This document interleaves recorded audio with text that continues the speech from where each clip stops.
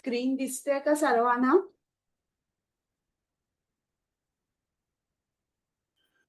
हो माताजी दिसते. हरे कृष्ण.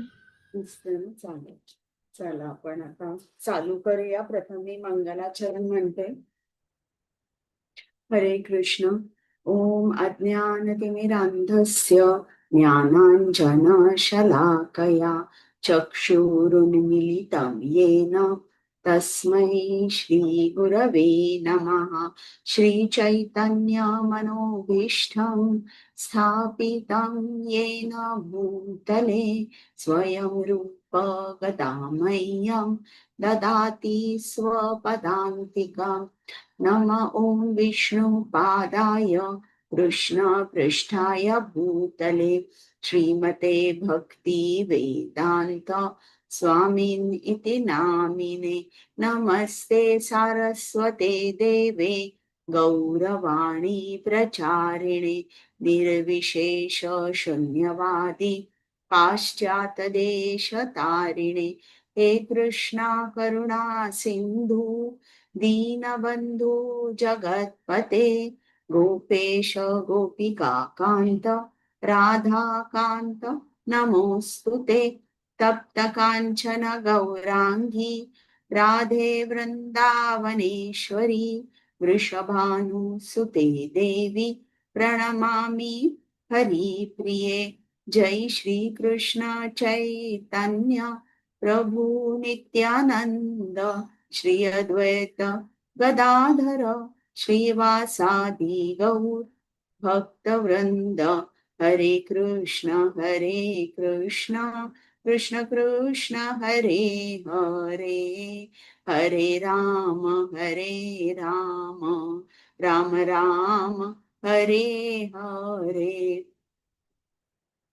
आता आपण 7वा अध्याय चालू करणार आहोत. तर 7व्या अध्यायावर मी खूप जास्त नाही बोलणार आहे, कारण तुम्हाला बोलायचंय सर्वांना. तर आता आपण 6वा अध्याय आहे. 6व्या अध्यायाचं नाव कोण सांगेल मला काय आहे?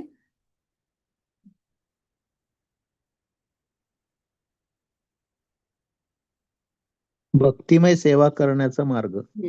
म्हणजे आता भक्तिमय सेवा आपण योग्य तऱ्हेने कशी करायची याबद्दल 6, 7, 8, 9 इतक्या चॅप्टर्सवर इतक्या अध्यायांमध्ये त्यांनी विस्ताराने सांगितलंय, म्हणजे काय करायचं आणि काय करायचं नाही.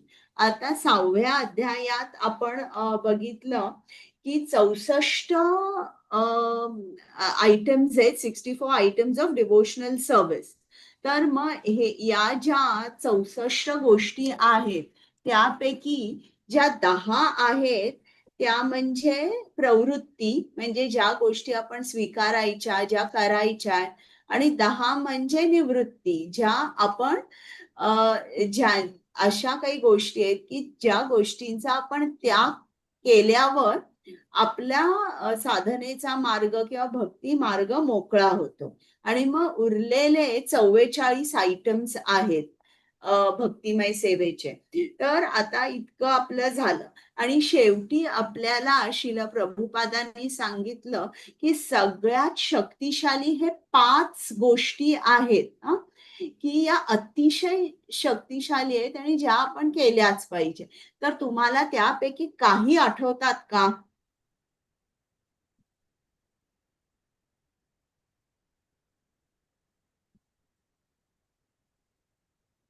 एखाद दुसरं आठवलं तरी चालेल, पण आठवतं का की 5 शक्तिशाली गोष्टी कोणत्या?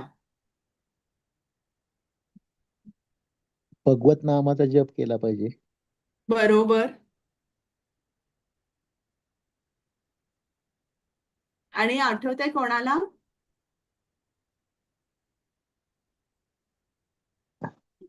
एक मिनिट.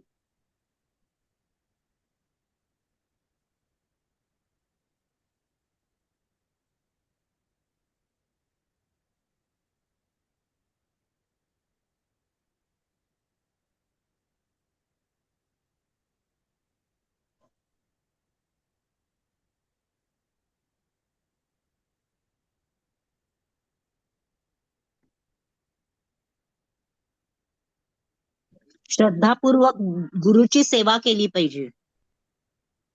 आध्यात्मिक बरं. गुरुकडून उपदेश घेतला पाहिजे.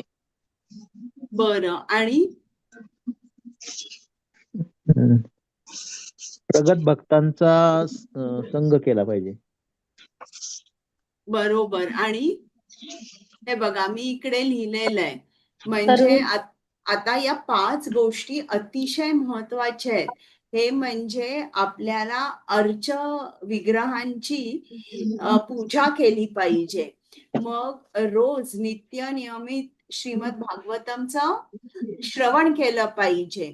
मग आपण साधू संग केला पाहिजे. जे भक्त आहेत त्यांच्याबरोबर संग केला पाहिजे. जसं आता आपण झूम लिंकवर आपला संघ चालू आहे. तर आणि आपण कृष्णाबद्दलच बोलतोय. तर साधू संघ झाला पाहिजे. मग संकीर्तन झालं पाहिजे. आणि जे जिकडे जिकडे कृष्णांचा वास होता, जी पवित्र धाम आहेत, उदाहरणार्थ मथुरा, वृंदावन, द्वारका, अशा ठिकाणी आपण सुद्धा जसं जमेल तसं काही काळ तिकडे जाऊन आपण राहायला पाहिजे.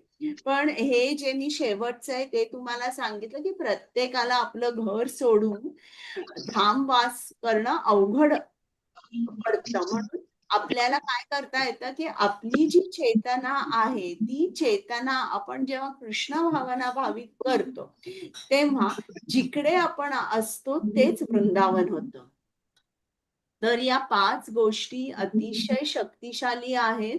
आणि इकडे त्यांनी संकीर्तन सांगितलंय बघा, जप नाही सांगितलाय.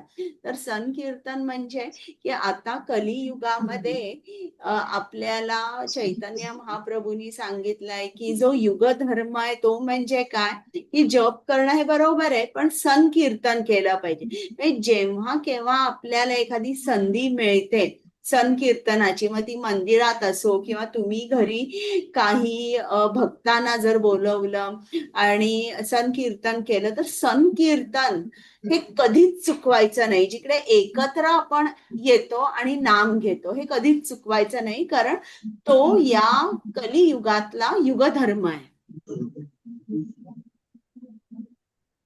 तर आता हे आपण 6व्या अध्यायात बघितलं. आता या 7व्या अध्यायामध्ये श्रील प्रभुपादांनी बरेच वैदिक रेफरन्सेस दिले आहेत. शास्त्र प्रमाण दिलेलं आहे की ज्या ज्या गोष्टी आपल्याला करायला सांगितल्यात किंवा करायला सांगितल्या नाहीयेत तर त्या गोष्टींवर त्यांनी थोडस इलॅबोरेट केलेलं आहे आणि त्यांनी आपल्याला सांगितलंय. आता हे बघा, हे भक्ती रसामृत सिंधू कसं आहे, जसं जसं आपण वाचतो, जसं जसं आपण पुढे जातो तस तसं आपण कृष्ण भावनेत आणि खोल शिरू शकतो. आणि भक्ती रसामृत सिंधू एक प्रॅक्टिकल गाईड आहे जे कृष्ण भावना भावित होण्याची इच्छा बाळगतायत त्यांच्यासाठी हे खूप महत्वाचं गाईड आहे. तर आता आपण इकडे बघूया. पहिलंच आपल्याला काय सांगितलंय की तुम्ही गुरुना शरण जा किंवा तुम्ही गुरु करा. आणि हे कसं आहे, हे खूप महत्वाचं आहे की गुरु पादाश्रय, गुरूंची दीक्षा घेणं हे फार महत्वाचं आहे. आता पूर्वी काय असायचं बघा, आपल्याकडे म्हणजे अजूनही आहे की एक कास्ट जी आहे ती आपण म्हणतो की ती उच्च आहे.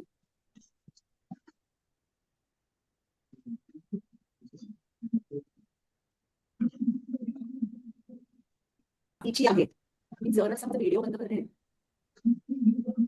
मी माझा व्हिडिओ बंद करू का, कारण मध्येच ते इंटरनेट कनेक्शन जरा अनस्टेबल होत आहे. हो, आवाज पण येत नाहीये मधून मधून. दोन तीन ओपन आहेत ना त्यांचा आवाज येतो. बरं, आता येतोय आवाज माझा? हो माताजी, आता येतोय. बाकीचे माइक्स आहेत ना ते ओपन आहेत 2-3 लोकांचे, त्यामुळे ते डिस्टर्ब होत आहे. बरं, ज्यांचे ओपन आहेत ना त्यांनी हे करा बरं बंद.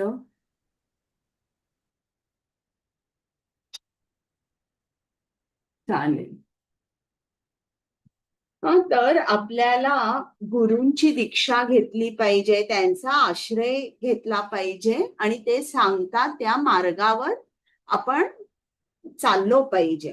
आता मी तुम्हाला सांगत होते की आपल्या भारतामध्ये अजूनही ती गोष्ट आपल्याला दिसते की उच्च जातीची लोक ते आणि खालच्या जातीची लोक, असं ब्रॉडली आपण अप्पर आणि लोअर कास्ट असं म्हणूया, असं खूप डिस्टिंक्शन असतं. तर पूर्वी किंवा आता सुद्धा काही मंदिरांमध्ये की जी माणसं लोअर कास्टची आहेत, खालच्या जातीची आहेत, त्यांना टेम्पलमध्ये प्रवेशच नव्हता. आणि मग हे असं असल्यामुळे गांधीजींनी हरिजन मूव्हमेंट जी आहे ती चालू केली. म्हणजे जे आपण म्हणूया अगदीच खालच्या जातीची लोक, आपण त्यांना अनटचेबल्स म्हणतो, तर त्यांनी ती हरिजन मूव्हमेंट चालू केली. पण आता हे हरिजन कसे होते, हे त्यांना कृष्ण भावनेचं जे विज्ञान आहे किंवा कृष्ण भावनेचं ज्ञान जे आहे ते त्यांच्याकडे नव्हतं. आणि पण ही नुसती चळवळ त्यांनी चालू केली, त्याच्यामुळे काय झालं की त्यांना काय एटिकेट्स पाळायचे, आपण मंदिरामध्ये कसं वागायचं, काय करायचं, हे त्यांना माहित नव्हतं. त्यांना श्रुती स्मृती पुराणातलं ज्ञान नव्हतं. आणि अशामुळे काय झालं की जरी त्यांना मंदिरात प्रवेश दिला गेला तरी ते श्रील प्रभुपाद म्हणतात की तो एक उत्पातच होता.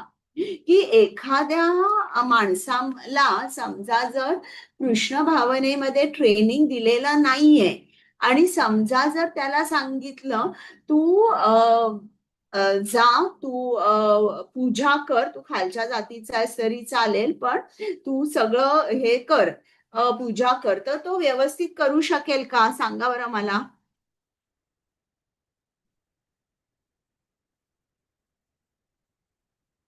विदाउट ट्रेनिंग तोच काय कोणीच करू शकणार नाही माताजी. कोणीच करू शकणार नाही. म्हणून श्रील प्रभुपाद काय सांगतात की ज्यांना ट्रेनिंग नाहीये ते गर्भगृहामध्ये प्रवेश करू शकत नाही. आणि त्याचबरोबर श्रील प्रभुपाद असं सुद्धा सांगतात की टेम्पलमध्ये सर्वांनाच एंट्री आहे, गर्भगृहात पण एंट्री मिळू शकते, पण त्याला थोडेसे क्वालिफिकेशन्स लागतात. ब्राह्मण इनिशिएशन लागतं किंवा आपल्याला गुरु लागतात. असं नाही की आपण खालच्या जातीचं, मग तुम्ही खालच्या जातीचे जरी असला तरी तुम्हाला आतमध्ये प्रवेश मिळू शकतो. म्हणजे श्रील प्रभुपाद आपल्याला काय सांगतात की जात महत्वाची नाहीये, पण काय महत्वाचं आहे की तुम्ही रोज नामजप करताय का, तुम्ही सगळे भक्तीचे नियम आहे त्याचं पालन करताय का, चॅन्टिंग करताय का, तुम्ही त्याबरोबर तुम्ही दीक्षा घेतलेली आहे का. तर अशा तऱ्हेने हे क्वालिफिकेशन्स असल्यावरच आपण आतमध्ये प्रवेश करू शकतो. आणि आता गुरु कोण होऊ शकतो की जो या कृष्ण भावनेच्या सायन्सला ज्यांनी एक्सेप्ट केलेला आणि जो एक्सपर्ट आहे असा माणूस गुरु होऊ शकतो. आणि जे शास्त्रामध्ये दिलेले जे नियम आहेत, जे इंजंक्शन्स आहेत, ते तो पूर्ण तऱ्हेने त्याचं पालन करतोय, असाच माणूस आहे तो गुरु होऊ शकतो. आता सनातन गोस्वामी म्हणायचे की जर तुम्ही, मला आता मराठी नाव पटकन येत नाहीये, की जर तुम्ही बेल मेटल घेतलं आणि मर्क्युरी घेतला आणि ते मिक्स केला तर मग काय होतं, त्याचं सोन्यामध्ये रूपांतर होतं. त्याचप्रमाणे तुम्ही कुठलाही जीव घेतला, इररिस्पेक्टिव्ह ऑफ कास्ट, क्वालिफिकेशन किंवा सगळं नाही, एक जीव घेतला तुम्ही आणि जर तुम्ही त्याला कृष्णाचं पवित्र नाम दिलं आणि जर त्यांनी अगदी मनापासून कृष्ण भावनेची प्रक्रिया पाळली, तर मग तो कोण होऊ शकतो, त्याचं सुद्धा रूपांतर एका वैष्णवामध्ये होऊ शकतं. म्हणजे ज्याप्रमाणे एखादा मुलगा जेव्हा त्याचे वडील जातात तेव्हा वडिलांची प्रॉपर्टी जी आहे ती तो मुलगा त्याचा वारसदार होतो किंवा त्याचा हक्क असतो त्याच्या वडिलांच्या प्रॉपर्टीवर. तसंच कुठलाही जीवात्मा असेल त्या जीवात्म्याला अधिकार आहे की तो श्रीकृष्णांच्या पवित्र नामाचा जप करेल आणि जे जे पूर्ण पुरुषोत्तम भगवान आहेत त्यांची प्रॉपर्टी तो क्लेम करू शकेल. पण त्यांची प्रॉपर्टी म्हणजे काय, म्हणजे त्यांची कृपा, श्री श्री राधा गोविंदांची कृपा. तर आपल्याला इकडे हा जो मुलगा आहे तो आपल्या वडिलांची प्रॉपर्टी क्लेम करतोय, मग हा जो जीव आहे हा सुद्धा वडिलांची म्हणजे श्रीकृष्णांची प्रॉपर्टी क्लेम करू शकतो. फक्त काय करावं लागतं, त्याला चॅन्टिंग करावं लागतं. जसं ऑर्डिनरी एक साधा मुलगा असेल त्याला कसं आपल्या वडिलांबरोबर चांगलं वागावं लागतं, त्यांची काळजी घ्यावी लागते आणि मग वडिलांचा मृत्यू झाल्यानंतर त्याला ती सगळी प्रॉपर्टी मिळते त्यांची. मग अशा अनेक गोष्टी त्यांनी दिलेल्या आहेत की ज्या आपल्याला स्वीकारायच्या आहेत आणि त्याचे रेफरन्सेस पण दिलेले आहेत.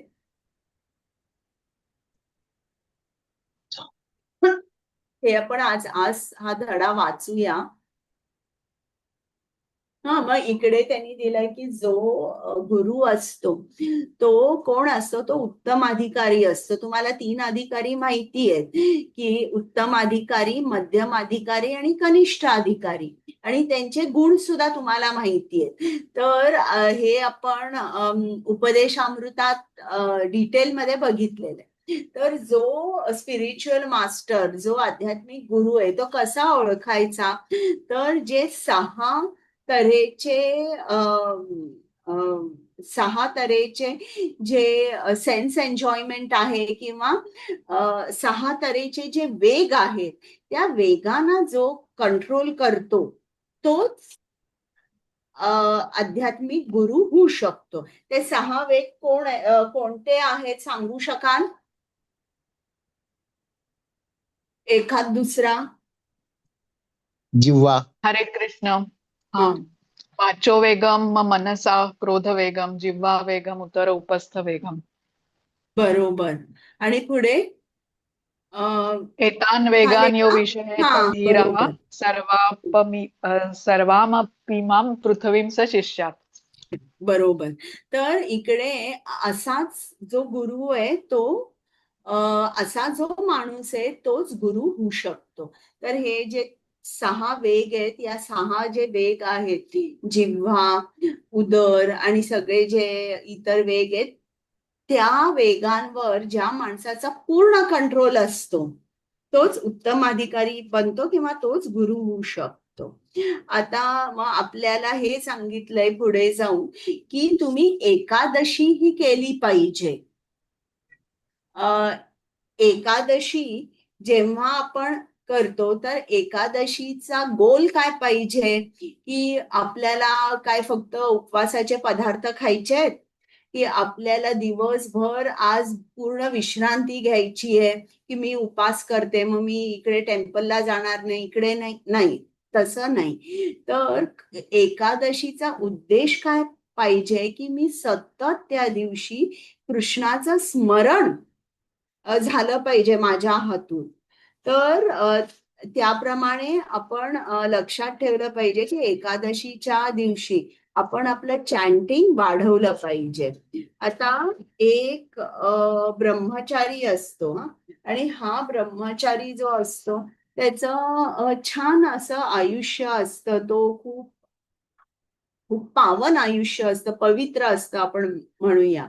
आणि तो काय, तो रोज दूध आणि फळं असा त्याचा आहार असतो. आणि तो रोज श्रीवास ठाकूरांच्या घरी जाऊन, श्रीवास अंगण म्हणतात, तर तिकडे नेहमी कीर्तन असायचं. आणि तो नेहमी तिकडे नित्य संध्याकाळी जाऊन श्रीवास ठाकूरांना विचारायचा की मी तुमचं कीर्तन अटेंड करू का. पण दर खेपेला तो जात असे, विचारत असे, आणि श्रीवास ठाकूर त्याला म्हणत असे की तू येऊ शकत नाहीस कीर्तनाला. आणि एक दिवस असा आला की श्रीवास ठाकूर त्यांना म्हणाले, त्या ब्रह्मचारीला, ठीक आहे तू कीर्तनाला ये. आणि कीर्तन चालू झालं आणि चैतन्य महाप्रभू, नित्यानंद प्रभू हे कीर्तनात नाच करत होते. जणू काय आपण म्हणूया बेशुद्ध होऊन ते नाच करत होते, अशा त्या इतक्या परमानंदात होते. मग लगेच मध्येच ते नाच करता करता चैतन्य महाप्रभू थांबले आणि ते काय म्हणाले श्रीवास ठाकूरांना की मला आज गोड चव येत नाहीये नामाची. तर इकडे कोण आलेला आहे की ज्याला आपण बोलवलेलं नाहीये, असं कोण आलेलं आहे. आणि असं जेव्हा तो ब्रह्मचारी ऐकतो की कोण आलेलं आहे की ज्याला आपण बोलवलेलं नाहीये, तेव्हा तो ब्रह्मचारी, त्याला वाईट वाटतं आणि तो ती जिकडे कीर्तन चालू होतं त्या खोलीतून बाहेर जातो आणि घराच्या बाहेर जातो. आणि बाहेर जाता जाता तो विचार करतो की बाबा माझं इतकं जीवन पवित्र होतं, मी इतके त्याग केले, इतका मी तप केला, आणि आता मात्र मला साधं कीर्तनालाही कोणी घेत नाहीये. आणि असा विचार करून तो ब्रह्मचारी बाहेर चालला होता. मग त्याच वेळेला काय चैतन्य महाप्रभू श्रीवास ठाकूरांना सांगतात की या ब्रह्मचारीला तू परत आण. मग जेव्हा ब्रह्मचारी परत येतो तेव्हा तो अतिशय विनम्र होऊन चैतन्य महाप्रभूंना दंडवत प्रणाम करतो. आणि मग दंडवत प्रणाम केल्यानंतर चैतन्य प्रभूंना तो शरण जातो आणि ते त्या ब्रह्मचारीला स्वीकारतात. म्हणजे इकडे बघा काय, हा ब्रह्मचारी हिने खूप तप केलेला असतो, खूप त्याग केलेला असतं, पण त्याच्यामध्ये अजून तो नम्रपणा नसतो. नम्रपणा नसल्यामुळे त्याला श्रीवास ठाकूर सारखे सांगतात की तू आता येऊ नकोस, येऊ नकोस, येऊ नकोस. मग एके दिवशी त्याला सांगतात तू कीर्तनाला येऊ शकतो. तरी देखील चैतन्य महाप्रभू ओळखतात की याच्यामध्ये अहंकार आहे. आणि जेव्हा तो बाहेर जाता जाता त्यांनी जो तप केलेला आहे तो म्हणतो की आता काय उपयोग झाला या तपाचा. आणि जेव्हा तो म्हणतो की नाही आता मी काहीच नाहीये, असं जेव्हा त्याच्या लक्षात येतं तेव्हा मात्र त्याला चैतन्य महाप्रभू बोलवतात. तर ही जी पात्रता आहे की जर आपल्याला कृष्णापर्यंत जायचं तर पहिली पात्रता म्हणजे आपल्यामध्ये नम्रता पाहिजे. आता तेच याच्या ऑपोजिट गोष्ट सांगते तुम्हाला. गजेंद्र हा हत्ती होता. सर्व हत्तींचा राजा होता. त्यांनी तप केला होता का? त्यांनी काहीच तप केला नव्हता, काही केलं नव्हतं त्यांनी. पण जेव्हा त्यांनी कृष्णाला हाक मारली तेव्हा श्री कृष्ण लगेच आले त्याला मदत करायला. तर बघा इकडे गजेंद्र आहे ज्यांनी काहीच तप केला नव्हता, इकडे ब्रह्मचारी आहे ज्यांनी खूप तप केला होता. आणि मग तुम्ही बघा की ज्या गोपी होत्या त्या सर्व गोपी अशिक्षित होत्या. त्यांनी सर्व वेद, पुराण, श्रुती, स्मृती याचं वाचन केलं होतं का? नाही. पण त्यांच्यामध्ये किंवा हनुमान हनुमान कोण होते? ते वानराच्या रूपात होते. पण या सगळ्यांमध्ये गजेंद्र, हनुमान, गोपी यांच्यामध्ये एक कॉमन गोष्ट होती, ती म्हणजे ते अतिशय विनम्र होते आणि पूर्ण शरण गेलेले होते. तर चैतन्य महाप्रभू सांगतात आपल्याला की surrender is the only qualification. आणि त्या उलट बघा, हिरण्यकश्यपू आणि रावण यांनी हजारो वर्ष तप केला होता.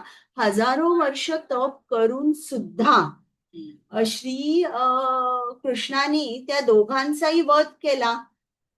तर आपल्याला आपण जेव्हा तप करतो, अनेक त्याग करतो, तर त्यांनी आपण कृष्णाच्या जवळ जाऊ शकत नाही. पण आपल्याला आपण जर प्रेमाने भक्ती केली, आपल्या गुरुंना आपण शरण गेलो, त्यांनी सांगितलेली प्रत्येक गोष्ट ऐकली, तर मग आपण निश्चितच श्रीकृष्णांच्या जवळ जाऊ शकतो. आणि जे आपण फास्टिंग करतो एकादशीला, त्याच्या पाठचा गोल काय आहे की आपण सात्विक आहार घ्यायचा आणि आपलं जे चॅन्टिंग आहे ते वाढवायचं. तर हे थोडस मी गुरूंबद्दल सांगितलं.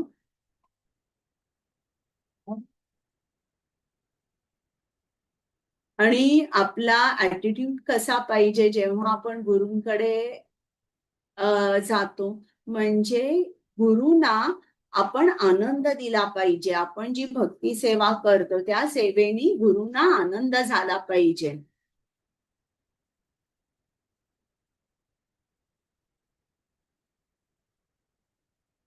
आता हे सगळं गुरूंचं आहे. हे आपण आता सगळं वाचू या पुस्तकात. बरं, इकडे आणि महत्वाच्या गोष्टी दिलेल्या आहेत की जे प्रगत भक्त आहेत त्या भक्तांचं आपण अनुसरण केलं पाहिजे. त्यांचं अनुसरण केलं पाहिजे. मग इकडे त्यांनी सांगितलंय की बुद्धांनी जे जे काही तत्व सांगितले, जे काही प्रिन्सिपल सांगितले, बुद्ध सुद्धा बुद्ध कोण होते सांगा बरं मला. कृष्णाचे भाऊ. नाही, अवतार म्हणूया, ते पण 10 अवतारांपैकी एक होते ना. हो माताजी.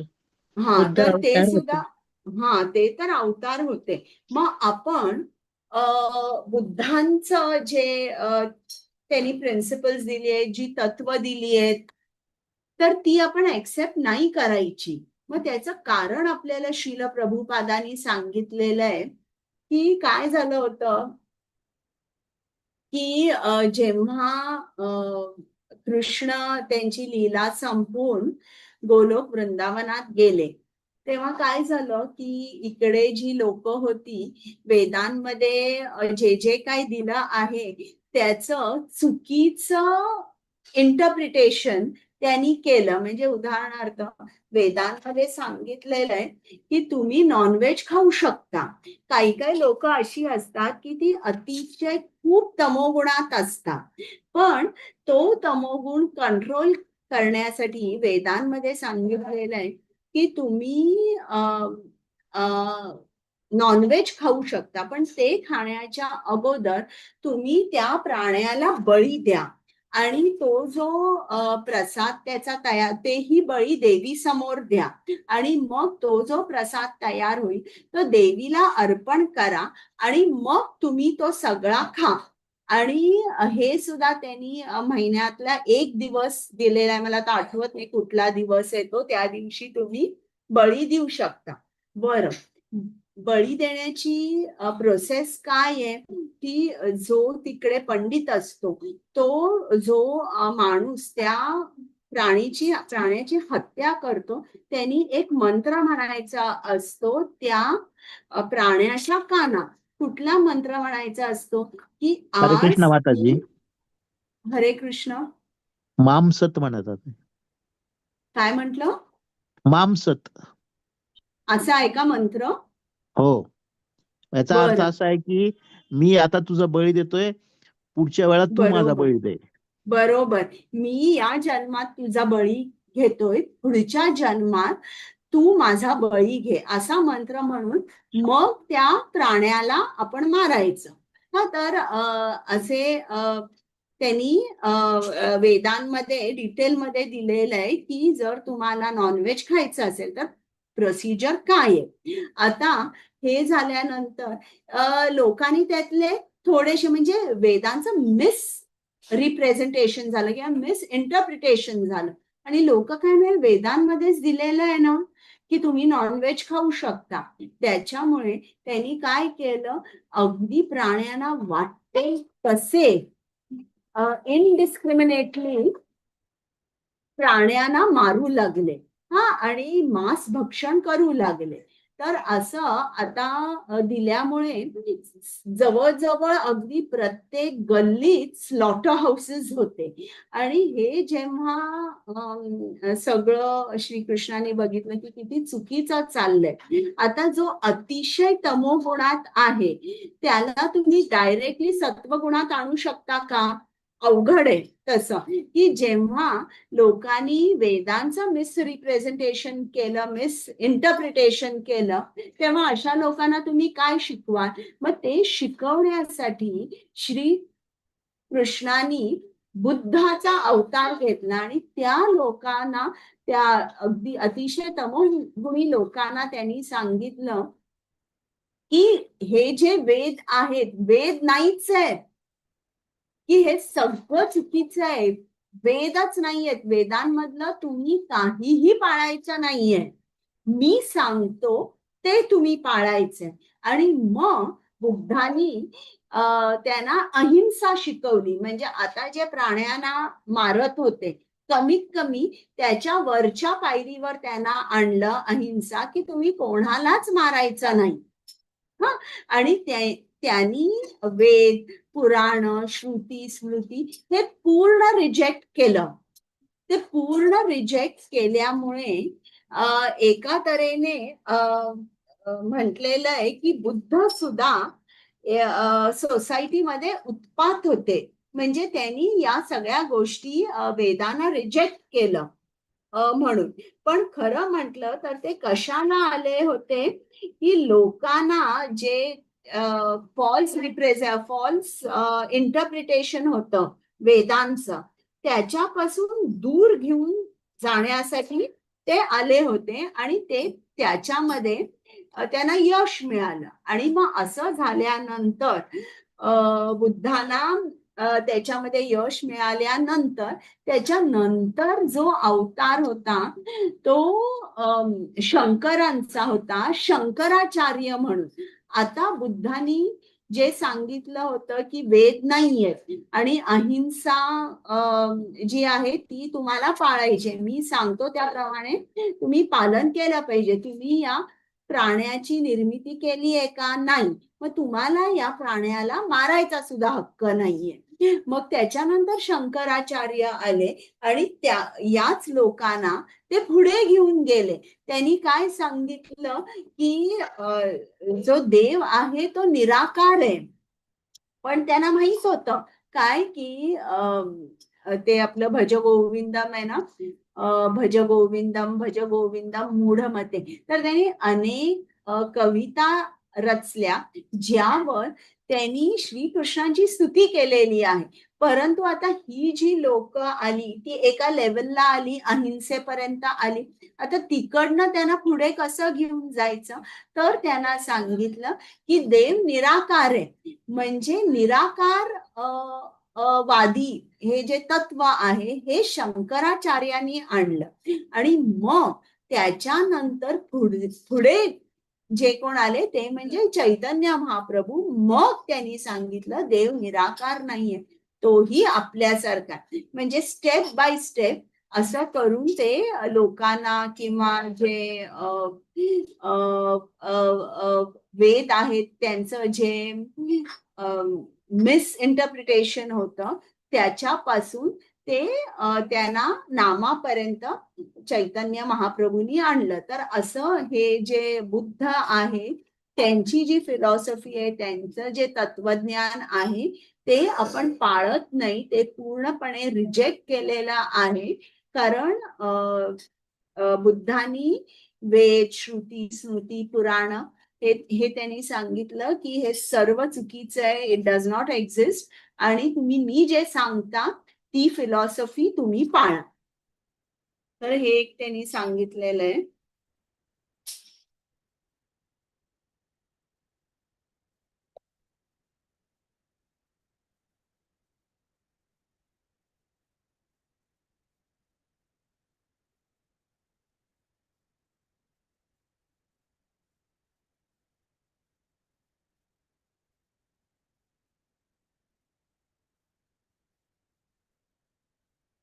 मग हे आता पुढचं सगळं त्यांनी सांगितलं की काय काय करायचं, की जे अभक्त आहे त्यांचा संग आपण घ्यायचा नाही. मग अभक्त म्हणजे कोण आहे?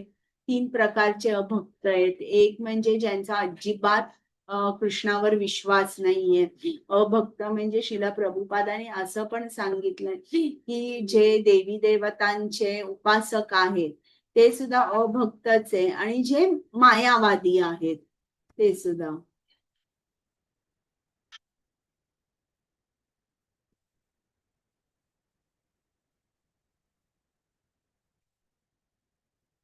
चला मग आता आपण हा धडा आहे तो वाचूया का? मी उघडते त्या याच्या PDF आणि माताजी माताजी सॉरी, मला उद्धव ऐकू आलं माताजी बुद्धाच्या जागी. हो माताजी मला उद्धव ऐकू आलं बुद्धाच्या जागी, म्हणून मी म्हटले नाही, सॉरी. हो बर.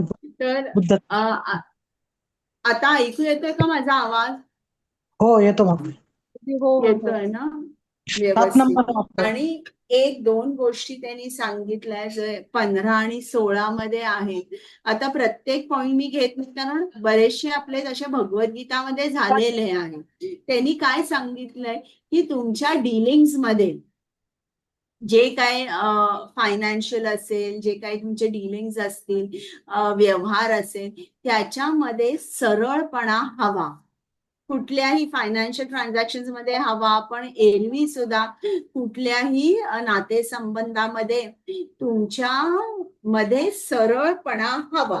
मग हे त्यांनी का सांगितलंय हा सुद्धा एक पॉइंट सांगितलेला, ज्यांनी आपली साधना आहे त्यामध्ये आपली प्रगती खूप छान होऊ शकते. आणि बघा, समजा जर कोणाला फसवलं किंवा एखादा नातेसंबंध आहे, आपण एकाचं दुसऱ्याचं शोषण करू लागलो, तर मग काय होतं की आपले जे भौतिक जे भाव आहेत, मटेरियल इमोशन्स जे आहेत, त्या इमोशन्स कडे आपण खूप अटॅच होतो. आणि या इमोशन्स कडे जेव्हा आपण अटॅच होतो तर तेव्हा आपण भक्तीमध्ये प्रगती करू शकत नाही. आता मी तुम्हाला एखादं उदाहरण सांगते की एक मटेरियल इमोशन सांगते. आता मला एका व्यक्तीचा खूप खूप राग आलेला आहे. मग राग आल्यामुळे मी त्याचाच विचार सारखा करते, म्हणजे मेंटल स्पेस जी आहे माझी ती मी कोणाला देते? क्रोधाला देते. मग आता जागा उरते का कृष्णाचा विचार करायला? सांगा बरं. नाही माताजी.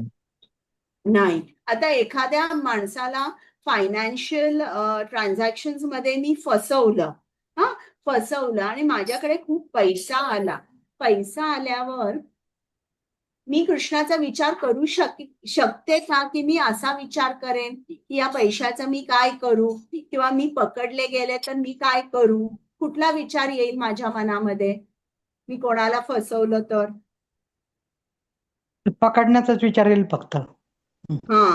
तर अशा तऱ्हेने हे जे इमोशन्स आहेत आपल्या डे टू डे डिलिंग्स मध्ये, तर या आपल्याला ती काळजी घेतली पाहिजे की हे जे इमोशन्स आहे ते आपल्याला कृष्णापासून खूप लांब घेऊन चाललेले आहेत. आणि कधी कधी असं होतं की आपल्या मनामध्ये राग येतो जो आपण आवरू शकत नाही. मग अशा वेळेला काय करायचं, आपण कृष्णाकडे जायचं आणि सांगायचं, कृष्णा, मी अशा अशा परिस्थितीत आहे आणि या परिस्थितीमुळे मला खूप, माझ्या मनामध्ये खूप स्ट्रॉंग इमोशन्स येत आहेत आणि त्याच्यामुळे मी तुझा जप नीट करू शकत नाही. सो म्हणजे असं म्हणायचं, this material emotion is coming between you and me, please help me get rid of it. म्हणजे ही जी, हा जो भाव आहे, काही क्रोध असेल किंवा आणि दुसरा असेल, तर हा एक ब्लॉकर आहे तुझ्यामध्ये आणि माझ्यामध्ये, तो तू लवकरात लवकर काढ. मग हे तुम्हाला माहितीये की डेमिगॉड्स, जे देवी देवता आहे, त्यांना आपण कधीच निग्लेक्ट करू शकत नाही. कारण विराट, कृष्णाचं जे विराट रूप आहे त्यामध्ये सर्व देवी देवता सुद्धा समाविष्ट आहेत. हा, आणि वैष्णव कसा असतो, तो एखाद्या मुंगीला सुद्धा रिस्पेक्ट देतो. मुंगीला सुद्धा तो मुंगीप्रती सुद्धा अहिंसक असतो. आता ती तुम्हाला सर्वांना मृगारीची गोष्ट माहिती आहे ना. तर मग जे देवी देवता आहेत, जे कृष्णाचेच अंश आहेत आणि कृष्णाने त्यांना पॉवर दिलेली आहे हे भौतिक जग चालवण्यासाठी, तर त्यांना तर आपण रिस्पेक्ट केलाच पाहिजे.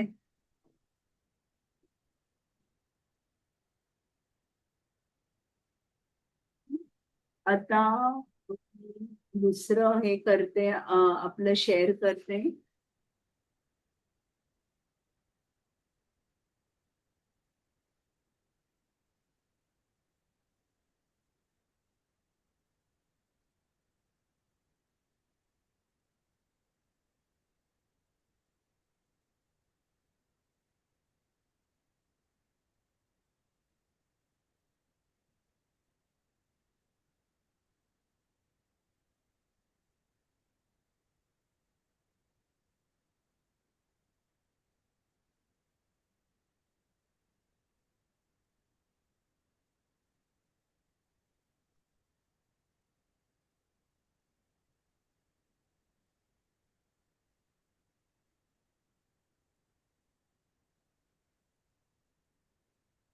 दिसतंय हो हो.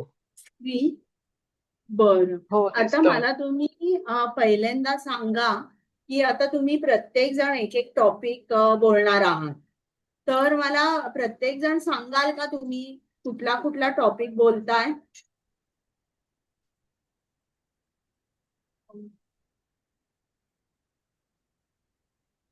हरे कृष्ण लक्षात आहे माताजी. की? हरे कृष्ण. हा, हो माताजी, मी ते वृक्षांवरती बोलणार होते. वृक्षांवर. ठीक आहे. हो, हरे कृष्ण. बरं, इतर?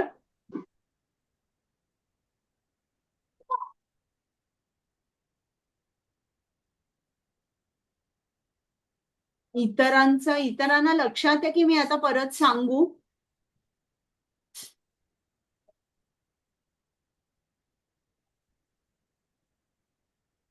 लक्षात आहे की नाही? लक्षात आहे. हो माताजी. बरं, मग सांगा. राजेंद्र पाटील प्रभूजी, तुम्ही कशावर बोलणार आहात? माताजी अजून काहीच तयारी केली नाही. बरं, ठीक आहे. मग आपण परत एकदा हे घेऊया. हरे कृष्ण माताजी. मी ते हा. एकादशी महात्म्यावर बोलणार होतो. एकादशी. ठीक आहे. आणि क्षितिजा माताजी मला वाटतं गुरूंवर बोलणार आहे. आता तुमचा L1 झाला का वर्ग, अमृता माताजी? हो, हो आताच माताजी, झाला. कृष्ण झाला, लेवल 1 झाले संपन्न. हा.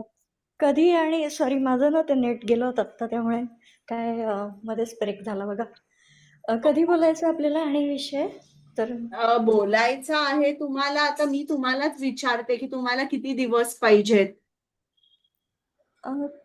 चालेल, 2-3 दिवसांमध्ये सगळ्यांनाच. शुक्रवारी चालेल का? हा 3-4 हो दिवसात चालेल माताजी, चालेल. चालेल शुक्रवारी. हो हो चालेल. चालेल बरं, मग माताजी, आता हे पहिला टॉपिक आहे गुरुपादाश्रय. मला वाटतं क्षितिजा माताजी बोलणार होत्या. बर हो, गुरूंचा आश्रय घेणे. पण माझी उद्यापासून L2 सुरू होती आणि सोमवार ते शुक्रवार असणार आहे. तर त्यामुळे आता वर्गाला हो. मला यायला कसं जमेल मला काही सांगता येत नाही. पण एक कथा ना मी ऍक्च्युली उद्या लेव्हल 2 च्या वर्गासाठी तयार केली होती, ज्याच्यामध्ये गुरूंचं महत्व किंवा गुरूंचा आश्रय, तर ती मी आत्ताही सांगू शकते वर्गात.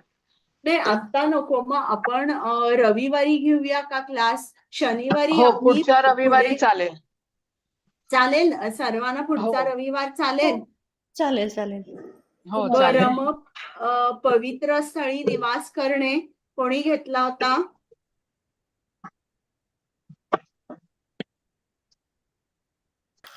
सुषमा माताजींनी कुठला घेतला होता? मी हा घेतला होता माताजी, साधू वृक्ष. पुरुषांचे चरण चिन्हांचे अनुसरण करणे. बरं बरं, पण चालेल. पण त्याऐवजी हा कोणी घेतलाय का, श्रद्धा आणि विश्वासपूर्वक आध्यात्मिक गुरुची सेवा करणे. आता मला वाटतं तो गुरूंच्या याच्यातच येईल ना, क्षितिजा माताजी? हो, ते सगळं एकच गुरूंच्या महत्वामध्येच आहे. हा. विनम्रता, सेवाभाव. हो ना. मग प्रामाणिक मी आहे माताजी, तोच घेते माताजी, साधू प्रामाणिक पुरुषांच्या आध्यात्मिक गुरूंचा आश्रय स्वीकारणे ना. चिन्ह. बरं, ठीक आहे. साधू त्याच्यामध्ये पुरुषांच्या चरण चिन्हांचं अनुसरण करणे. मग चालेल. आणि एकादशी झालं, पवित्र वृक्षांना प्रणाम करणे. मिनल माताजींनी कुठला घेतलाय?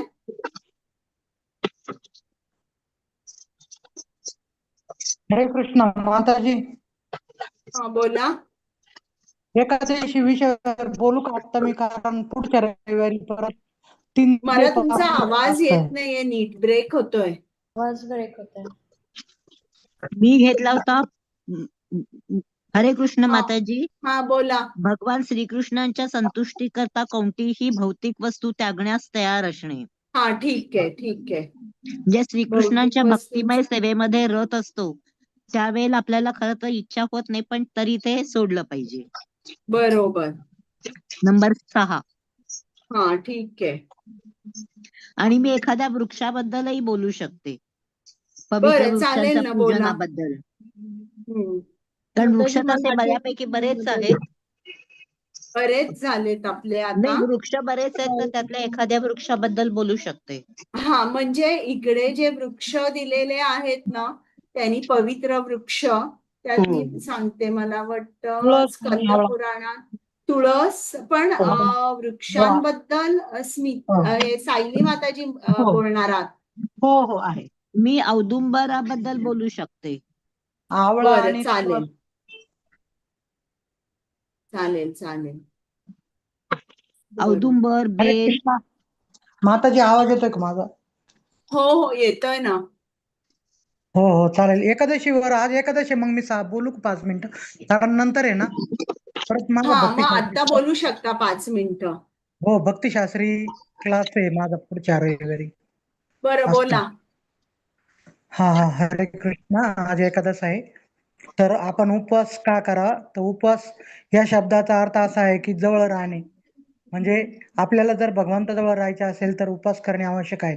त्यामुळे एकादशी दिवशी सर्व भौतिक इंद्रिय तृप्तीच्या कार्यापासून दूर राहून भगवंताच्या नामस्मरणात अधिकाधिक वेळ घालवावा. ब्रह्मवर्त पुराणामध्ये सांगितले आहे की उपवासस्य पापेभ्य यस्तु वासो गुणैः उपवासस्य विज्ञेय सर्व भोग विवर्जित. उपवास म्हणजे सर्व पापांपासून आणि इंद्रिय तृप्तीच्या कार्यापासून दूर राहणे. निश्चितच एकादशी व्रताच्या पालनाने धर्म, अर्थ, काम, मोक्ष याची प्राप्ती तर होतेच, परंतु त्याच समयात पंचन पुरुषार्थ, भगवत भक्ती अथवा कृष्ण प्रेम देखील प्राप्त होते. श्री हरिभक्तिविलास या ग्रंथामध्ये सांगितले आहे की एकादशी व्रत नाम सर्व काम फलप्रदम कर्तव्यम सर्वदा विप्रे विष्णू कारणम. भगवान श्री विष्णूंच्या प्रसन्नतेसाठी ब्राह्मणांनी एकादशीचे व्रताचे पालन करण्यास हवे, हे त्यांचे कर्तव्य आहे. त्यामुळे प्रत्येक व्यक्तीने भगवंताच्या प्रसन्नतेसाठी या व्रताचे पालन करावयास हवे. भगवान श्री विष्णू प्रसन्न झाल्यामुळे सुरव आणि समृद्धी आपोआपच प्राप्त होते. ओम विष्णू पादाय नित्यलीला प्रविष्ट सच्चिदानंद भक्तिविनोद ठाकूर आपल्या एका गीतात लिहितात, माधव तिथं भक्ती जननी जतने पालन करी. माधव तिथी म्हणजे एकादशी, जन्माष्टमी इत्यादी व्रते. भक्ती जननी म्हणजे आपल्या हृदयामध्ये भक्ती निर्माण करणारी आहे. त्यामुळे ते सांगतात की आपण याचे प्रयत्नपूर्वक पालन करावयास हवे. आणि एकादशी व्रताला तुकाराम महाराज पण म्हणतात, ज्यासी नावडे एकादशी तो जिताची नरकवासी. ज्याशी नावडे हे व्रत त्याशी नरक तोही मित. ज्याशी घडे एकादशी जाणे लागे विष्णूपाशी. तुका म्हणे पुण्यराशी तोची करी एकादशी.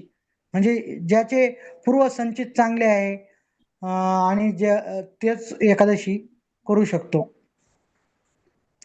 एकादशीच्या दिवशी अन्नग्रहण करू नये, कारण प्रत्येक अन्न जे वेगवेगळं जे चालत नाही एकादशीला त्याच्यामध्ये पाप लपलेलं असतं. एकादशी अन्नपान जे करीती भोजन श्वानविष्टे समान अधम जनते एक. तया देही यमदूत झाले तयाचे अंकित. तुका म्हणे हे व्रत एकादशी चुकलिया. जे लोक एकादशीचं अन्नग्रहण करतात, भोजन करतात, ते अतिशय पतित जीव आहेत असे तुकाराम महाराज म्हणतात. त्याचप्रमाणे भात, तांदळापासून बनवलेले पदार्थ, गहू, ज्वारी, मका, डाळी, मूग, मसूर, तूर, हरभरा, वाटाणे, जव, मोहरी हे जे चालत नाही ते तिळाचे तेल, हे मोहरीचे आणि तिळाचे तेल पण एकादशीच्या दिवशी आपण हे करू नये. एखाद्याने चुकूनही या पदार्थाचे सेवन केले तर एकादशी व्रत भंग होते. भक्तीमध्ये प्रगती करू इच्छिणाऱ्या व्यक्तीने काळजीपूर्वक एकादशीचे पालन केले पाहिजे. हरे कृष्णा. छान सांगितलं. बरं, चालेल. तर आपण आता वाचायला सुरुवात करूया का? हो माताजी. तुम्हाला वेळ आहे आता की आपण उद्या नाही तर परवा असं घेऊया? परवा नाही, मंगळवारी आणि शनिवारी घेता नाही येणार, कारण त्या दिवशी पूजा माताजींचा L3चा क्लास आहे. तर आता आपण थोडं वाचूया का 10 मिनिटं? हो चालेल माताजी. हो मग चालेल. उद्या वेळ असेल ना, मी ट्राय करते, मग उद्या हे पूर्ण करूया आपण वाचन. कारण वाचन हे खूप महत्वाचं आहे. आता कोण सुरुवात करताय? मी वाचूक माताजी? वाचा. भक्ती मार्गातील अध्याय 7 भक्तिरसामृत सिंधू. भक्ती मार्गातील नियमाविषयींची शास्त्राप्रमाणे प्रामाणिक आध्यात्मिक गुरूंचा आश्रय स्वीकारणे. श्रीमद भागवतात 11.3.21 मुनी महाराज निमीला सांगतात, हे राजन, या भौतिक जगात सुख अस्तित्वात नाही हे तू कृपया जाणून घे. या ठिकाणी सुखाची अपेक्षा करणे म्हणजे निव्वळ चूक आहे, कारण ही जगा पूर्णपणे क्लेशाने भरलेली आहे. जो मनुष्य खऱ्या सुखाच्या प्राप्तीकरता गंभीर रीतीने प्रयत्नशील असतो त्याने प्रामाणिक आध्यात्मिक गुरूंना शोधून काढावे व त्याच्याकडून दीक्षा घेऊन त्याचा आश्रय ग्रहण करावा. आध्यात्मिक गुरुची योग्यता अशी की त्याने सर्व वैदिक शास्त्रांचा निष्कर्ष चिंतन मनन करून आणि युक्तिवाद करून प्राप्त केला पाहिजे आणि अशा प्रकारे आपल्या निर्णयाबद्दल तो इतरांचीही खात्री पटवण्यात यशस्वी झाला पाहिजे. सर्व भौतिक बाबींचा त्याग करून पूर्ण पुरुषोत्तम भगवंताचा आश्रय घेणाऱ्या महान व्यक्तींना प्रामाणिक आध्यात्मिक गुरु समजले पाहिजे. दिव्य आनंदाने भरलेल्या जगात जाणे हे प्रत्येकाचे जीवनाचे कर्तव्य असते व या उद्देशाच्या पूर्तीकरता प्रत्येकाने असा प्रामाणिक आध्यात्मिक गुरु शोधून काढला पाहिजे. या विधानाचे तात्पर्य असे आहे की जो महामूर्ख आहे त्याला शास्त्रोक्त आदेशाचे मार्गदर्शन काय असते हे माहीत नाही. ज्याचे चारित्र्य संशयास्पद आहे, जो भक्तिमय सेवेच्या नियमांचे पालन करीत नाही, प्रकारच्या इंद्रिय प्रवृत्त करणाऱ्या तत्वावर विजय प्राप्त केलेला नाही, अशा व्यक्तीला कोणी स्वीकारू नये. इंद्रिय तृप्ती करणारे हे 6 घटक म्हणजे जीभ, जनेंद्रिय, उदर, क्रोध, मन आणि वाणी या 6 प्रकारच्या वेगावर नियंत्रण करणारा मनुष्य पूर्ण पृथ्वीवर शिष्य करण्यास पात्र ठरतो. आध्यात्मिक गुरु हे आध्यात्मिक जीवनात प्रगती करण्याचे मूळ कारण ठरते. जो मनुष्य एका प्रामाणिक आध्यात्मिक गुरूंच्या आश्रयास येण्या इतपत भाग्यवान असतो तो निसंशयपणे आध्यात्मिक पथावर अग्रेसर होतो. पुढे वाचायचं माताजी. आध्यात्मिक गुरूंकडून दीक्षा आणि उपदेश हरे कृष्ण. घेणे. आता कोण वाचतंय? हो, मी वाचू माताजी. हा वाचा. आध्यात्मिक गुरुकडून दीक्षा आणि उपदेश घेणे. प्रबुद्ध मुनी राजाला यापुढे म्हणाले, हे राजा, एका शिष्याने आपल्या आध्यात्मिक गुरुला केवळ आध्यात्मिक गुरुच म्हणून स्वीकारले पाहिजे असे नव्हे, तर पूर्ण पुरुषोत्तम भगवान व परमात्मा यांना प्रतिनिधी म्हणूनही स्वीकारले पाहिजे. दुसऱ्या शब्दात सांगायचे म्हणजे शिष्याने आपल्या आध्यात्मिक गुरुला परमेश्वर समान मानले पाहिजे, कारण तो श्रीकृष्णाचे बाह्य साक्षात्कारी रूप असतो. प्रत्येक शास्त्रामध्ये याची पुष्टी करण्यात आली आहे आणि शिष्याने आपल्या आध्यात्मिक गुरुला भगवंता समानच मानले पाहिजे. त्याने आध्यात्मिक गुरुविषयी पूर्ण आदराची भावना ठेवून त्याच्या मार्गदर्शनाखाली गांभीर्याने श्रीमद भागवत पुराणाचे अध्ययन केले पाहिजे. श्रीमद भागवत पुराणाचे श्रवण आणि कीर्तन करणे हा एक धार्मिक विधी आहे आणि या विधीचे फळ म्हणून आपण पूर्ण पुरुषोत्तम भगवान यांची सेवा व त्यांच्यावर प्रेम करण्याच्या स्तरापर्यंत उन्नत होऊ शकतो. शिष्याची वृत्ती ही नेहमी प्रामाणिक आध्यात्मिक गुरुला संतुष्ट करण्याची असली पाहिजे. त्यामुळे त्याला आध्यात्मिक ज्ञान संपादन करणे सोपे जाते. वेदांमध्ये या तथ्यास पुष्टी करण्यात आलेली आहे आणि आता श्रील रूप गोस्वामी आणखी स्पष्ट करतील की ज्या मनुष्याची परमेश्वर आणि आध्यात्मिक गुरु यांच्यावर अढळ श्रद्धा आहे त्याला सर्व सुलभपणे प्रकट होत असते. श्रद्धा आणि विश्वासपूर्वक आध्यात्मिक गुरुची सेवा करणे.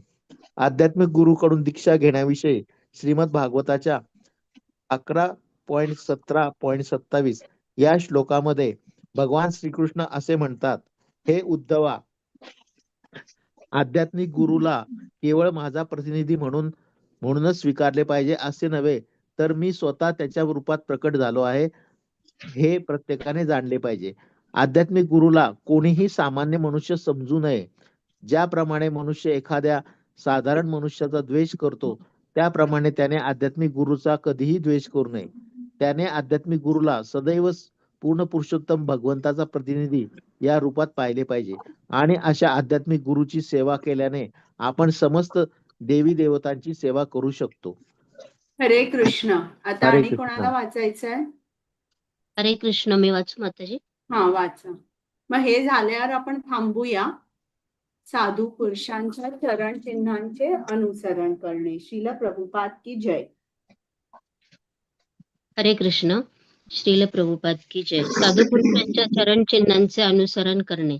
स्कंद पुराणामध्ये असा सल्ला देण्यात आला आहे की एका भक्ताने पूर्व आचार्य आणि साधू पुरुषांच्या चरण चिन्हांचे अनुसरण करावे, जेणेकरून त्याला आपले इप्सित ध्येय प्राप्त करता येईल आणि असे करताना तो प्रगतीच्या पथावर कधीही शोक करणार नाही अथवा गोंधळून जाणार नाही.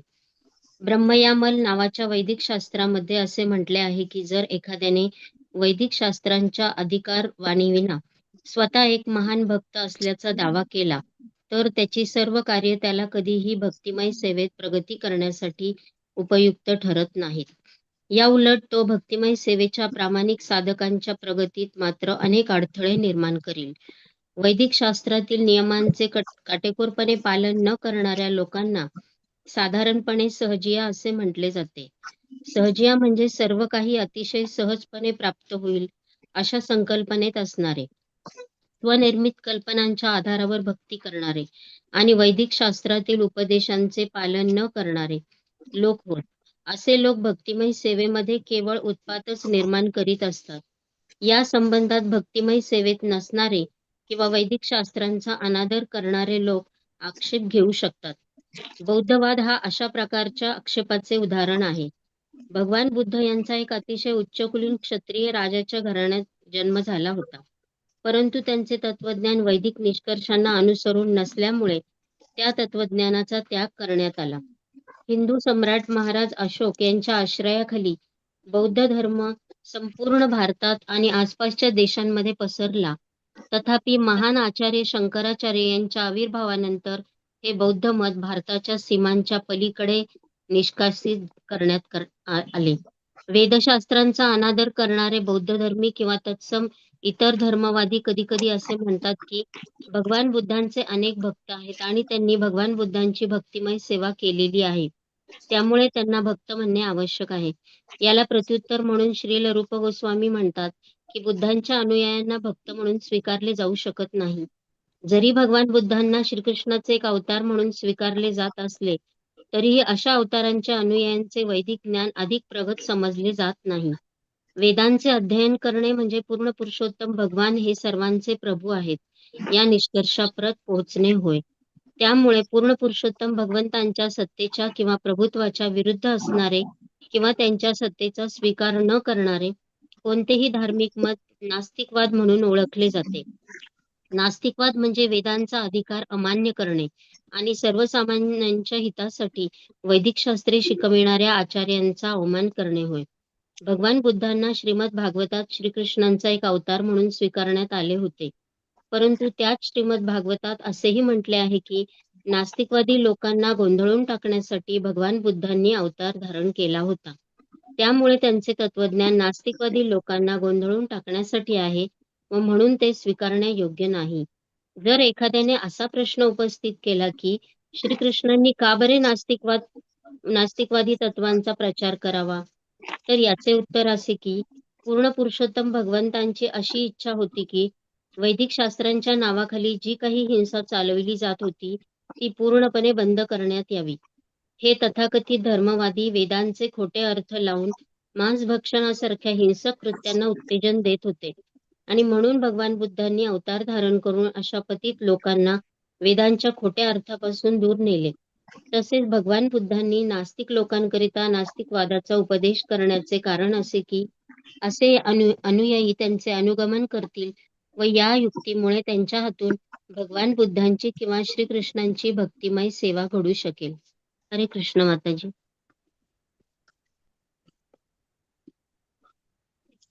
पुढचं वाचायचं माताजी. हरे कृष्ण.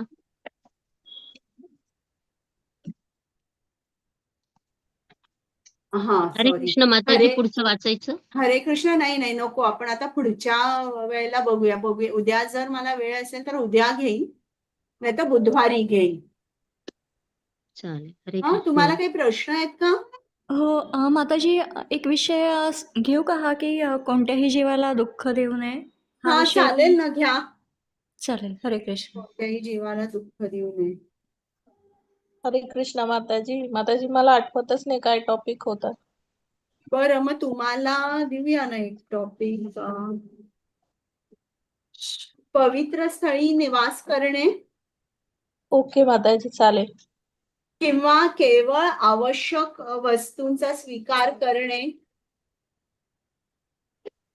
हा, ते किंवा पण श्रीकृष्णांच्या भौतिक संतुष्टी करता भौतिक वस्तूंचा त्याग करणे. बघा, मी 3 सांगितलेत तुम्हाला. हा. किंवा अभक्तांचा संग त्यागणे. तुम्हाला कुठला जो मनाला हे होतोय तो घ्या. अभक्तांचा मी संग भौतिक त्याग आणि दुसरा म्हणजे हा पण चांगला आहे माताजी. पहिला जो तुम्ही बोलले ना, मी भौतिक पवित्र वस्तूंचा स्थळी घेतलाय. हा, पवित्र स्थळी वास करणे हे घेते माताजी. पवित्र स्थळी निवास करणे कोणी घेतलाय? नाही ना, मग चालेल, तुम्ही तो घेतला तरी माताजी चालेल. आणि हरे माताजी कृष्ण. त्या आवश्यक गोष्टींचा संग्रह तो घेताय का कोणी? नाही तर मी घेईन पुन्हा तो. आवश्यक वस्तूंचा स्वीकार करणे घ्यायचा आहे का तुम्हाला? हो. बरं, घ्या. मग अभक्तांचा संग त्यागणे तुम्ही घ्याल का वैष्णवी माताजी? ठीक आहे माताजी, दोन्ही प्रिपेअर करते. बरं, पवित्र स्थळी निवास करणे आणि अभक्तांचा संग त्यागणे. चालेल. कधी बोलायचंय माताजी? उद्या? पुढच्या रविवारी. ओके माताजी. चालेल. बरं, काही प्रश्न हा. आहेत का तुम्हाला आता रविवारी हाच शिकवलं टाइम येणार त्याच्यावर? माताजी. हरे कृष्ण, दंडोत प्रणाम. दंडवत प्रणाम. हाच टाइम राहील का? तुमचा आवाज ब्रेक होतोय. काय बोललात? पुढच्या रविवारी टाइम हाच राहील का? पुढच्या वेगळा रविवारी 3 वाजता. माझा भक्तिशास्त्री क्लास असतो ऑफलाईन. किती वाजेपर्यंत असतो? तो 2 ते 4. बरं, मग बघा ट्राय करा. आज नव्हता का? नाही, आज नाही येतात, ते बुधवारी घेणार आहे. परत परत ऑनलाईन 5 ते 7 पण असतो. म्हणजे मग 4 ते 5च टाइम असतो मला थोडासा. बरं, बघा मग. 4चा क्लास कधी कधी माताजी 4:30 पण होतात कधी कधी, विषय जर चालले ना, हो म्हणजे हो, बघा मग तुम्हाला ऑफलाईन जमतंय आहे ना. का? हो, हो, नाही तर काय, ठीक आहे. मग एकादशी विषय हो, मी दीपांजली आता माताजी तुम्ही कुठला घेतलाय टॉपिक? नाहीये बरं. बरं, काही माताजी तुम्हाला तुम्ही बुधवारी प्रश्न क्लास नाही येत घेणार आहे ना? का बुधवारी? हरे कृष्ण, अन्वय माताजी, हा बोला. तुम्ही बुधवारी क्लास घेणार आहे का आता पुन्हा आमचा? मंगळवार बुधवार काय बोलले ना? मंगळवारी नाही घेणार आहे मी. बघते, बुधवारी. उद्या माझा प्रयत्न असेल तसं मी हो. ग्रुपवर कळवते. मला बाहेर जायचं नसेल तर मी कळवते. आणि बुधवारी घ्यायचा मला मी ट्राय करणार आहे बुधवारी घ्यायला. आणि मंगळवारी शनिवारी मला घेता येत नाही, कारण याच लिंकवर याच वेळेला दुसरा क्लास असतो. मग त्यावेळेस बोललं तर चालेल का? मी अवश्य वस्तूचा संग्रह ते करेल म्हणून. कुठल्याही वेळेला कसं बोललात तर चालेल, जेव्हा आपला क्लास असेल तेव्हाच बोलायचं ना. हो, तसं नाही, मग संडे ऐवजी वेन्सडेला बोलू का मी, तुम्ही क्लास घेतला तर, असं म्हणतो. संडेच्या ऐवजी बुधवारी घेऊ का? नाही, बुधवारी तुम्ही घेणारच बोलले ना नाही, आता. पण बुधवारी मग क्षितिजा माताजींना वेळ नाहीये. असं आहे का? हा, म्हणूनच मी आता विचारलं ना, रविवार. आपल्या आठवड्यातून एकच क्लास होतो माताजी, का 2 होतात? 2 वारी, 2 वार? नाही, कधी 2 होतात, कधी 1 होतो. 2 घ्यायचा प्रयत्न असतो माझा. हो, चालेल. मी तयारी करून ठेवतो, मग बघू त्यावेळ माझ्या वेळेस चालेल. असला तर मग. ओके. बरं, आता हरे कृष्ण. तुम्हाला आता जे शिकवलंय त्याच्यावर काही हे नाही आहेत ना प्रश्न? बरं, चालेल. आता मी शेवटचा माताजी कोण असं होता, बोलतंय? हरे कृष्ण, हा बोला. हरे कृष्ण. तर आपण इतर देवी देवतांचं दर्शन घेण्यासाठी जाऊ शकतो ना? फक्त त्यांचा संग नाही करायचा. हो. त्यांचा संग म्हणजे कसा, जे त्यांचं जे फिलॉसॉफी आपली जे प्रभुपादांची. डेमिगॉड वर्शिपर्स असतात ते त्यांनी शिला प्रभुपादांनी सांगितलंय, श्रीकृष्णांनी सांगितलं कसे असतात, अल्पबुद्धीचे असतात. हो. आणि ते त्यांच्या मृत्यूनंतर कुठे जातात? त्या देवी देवताच्या लोकावर जातात. पण आपल्याला ज्ञान आहे ना, आपल्याला माहिती आहे की हे काय आहे, दुःखालयम शाश्वतम. तर मग आपल्याला जर गोलोक वृंदावनात वैकुंठात जायचं असेल तर आपण त्याच भक्तांचा संग केला पाहिजे जे कृष्णाचे भक्त आहेत. हो माताजी. नाहीतर आपण जे हे आहेत ते देवी देवतांचे जे उपासक आहेत त्यांच्यामध्ये खूप इच्छा असतात. हा, इच्छा खूप असणं म्हणजे कुठला गुण आहे? अपेक्षा. अपेक्षा. बरोबर, रजोगुण आहे. मग त्यांचा संग जर आपण केला तर आपल्यामध्ये सुद्धा कुठला गुण येईल? असं आहे. बरं, आणि काय विचारायचंय? मला एक विचारायचं होतं हा, विचारा. की क्षितिजा माताजी आता सोमवार ते शुक्रवार L2 चा वर्ग घेणार आहेत. तर त्यांनी हो. मला विचारलंय की तुम्ही म्हणजे याची देऊ शकाल का? गीता पठण आणि अनुवाद किंवा असं वाचायची सेवा देऊ हो शकाल हो का? हो तर ते हो सोमवार ते शुक्रवार आपला असेल 2:15 वाजता त्यांचा असतो. हो तर त्यांनाही ती वेळ जमणार नाही. तर आपल्याला रविवार वगैरे घेतला तर जास्ती बरा पडेल खरं तर. कारण रविवारी कोणाचं नाहीये आणि मंगळवार आणि शनिवार मला वाटतं पूजा माताजी घेणार हो आहेत. हो हो, मग मी रविवारी घेऊ का आपला वर्ग? हा, आपला वर्ग रविवारी ठेवला तरी बरं, चालेल. आता मी सोमवारी आणि बुधवारी घेईल ते वाचनच आहे, ते तुम्ही घरच्या घरी सुद्धा करू शकता. पण जे शिकवायचं आहे ना ते मग मी रविवारी घेईल. चालेल. चालेल? हो हो. बरं चालेल मग. वाञ्छाकल्पतरुभ्यश्च कृपा सिन्धुभ्य एव च पतितानां पावनेभ्यो वैष्णवेभ्यो नमो नमः. अनंत कोटि वैष्णव वृंद की जय. श्रीला प्रभुपाद की जय. सगळेजण म्हणा, हरे कृष्णा हरे कृष्णा कृष्ण कृष्णा कृष्ण कृष्णा हरे हरे हरे हरे हरे हरे रामा हरे रामा राम रामा हरे हरे. हरे कृष्णा हरे हरी बोल. कृष्ण हरे हरे हरे कृष्ण. कृष्ण माताजी, सादर पूर्ण प्रणाम. सादर प्रणाम. हरे कृष्णा. तू पण कर हरे कृष्णा हरे कृष्णा. हरी बोल. छान कर हरी बोल कर. हरे कृष्ण हरे कृष्णा हरे कृष्ण.